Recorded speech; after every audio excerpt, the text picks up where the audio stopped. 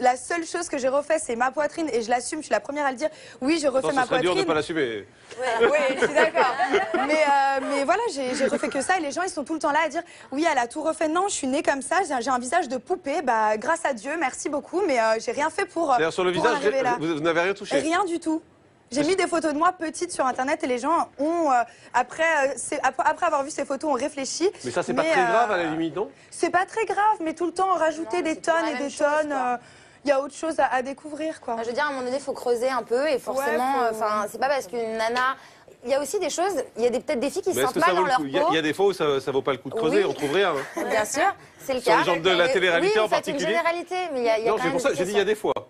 J'ai pas dit à chaque fois. Mesdemoiselles, on dirait juste aussi que vous êtes en train de vous plaindre sur votre physique si avantageux à un moment donné. Non, du tout, mais ils me demandent ce qui me dérange, que les gens me rabâchent tout le temps. Bah, c'est la seule chose qui me rabâche parce que les gens me disent Nabila, on t'adore parce que t'es une fille qui t'assume. Et ça, c'est ma première qualité. Mais les gens me rabâchent tout le temps qu'est-ce que t'as refait. Et non, je n'ai rien refait à part ma poitrine. La comparaison. Si la comparaison est simplement physique, j'ai aucun problème avec ça dans le sens où, bah voilà, c'est une jolie fille. Si on me compare à Kim Kardashian, qu'à cela ne tienne, ma foi, il n'y a pas de souci. Le seul truc qui me dérange, c'est que je me suis pas fait connaître en faisant une sextape que j'ai balancée sur le web. Donc à un moment donné, je veux bien qu'on me colle une étiquette de fille facile, de fille sulfureuse, de fille malin, mais c'est fondé sur quoi? Qu'est-ce que j'ai fait moi dans Secret Story? Je me suis mise nue, j'ai couché avec quelqu'un. Qu'est-ce que j'ai fait de particulier pour qu'on me colle cette étiquette de nana facile, de nana sulfureuse qui a tout fait pour en arriver ici? Pas du tout. Enfin, je veux dire, à un moment donné, moi j'ai fait une télé-réalité, ça m'a servi de tremplin. Après, j'ai pas eu recours aux paparazzades, à tous ces trucs-là. Je pense que vous êtes bien placés pour le savoir. Je n'ai jamais appelé Closer ou qui que ce soit pour dire oui, bonjour, j'aimerais bien faire une paparazzade, s'il vous plaît, je suis en manque d'argent. Je n'ai jamais fait ça. J'ai voulu voir au long terme. Je me suis privée de certaines choses. À un moment donné, ils étaient tous en club en train de faire la fête, pump it up, bouteille de champagne et compagnie. Moi, je me suis privée. J'étais à la maison, j'ai travaillé et aujourd'hui, ça a payé.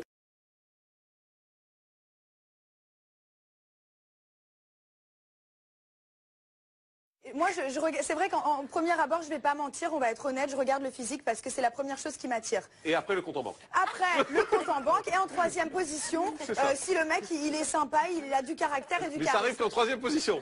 Bah, des fois, ça se place au milieu, mais ça dépend. La franchise est exceptionnelle, quand même. Je vous adore. François-Xavier Delors, qu'est-ce qu'elle aurait pas dû dire depuis le début de cette émission, par exemple? Qu'elle regardait le compte bancaire des mecs en deuxième position. Et pourtant, c'est vrai, on sent bien que c'est vrai quand mais oui, mais bon, il y a en 2012, mais il y a énormément de nanas qui...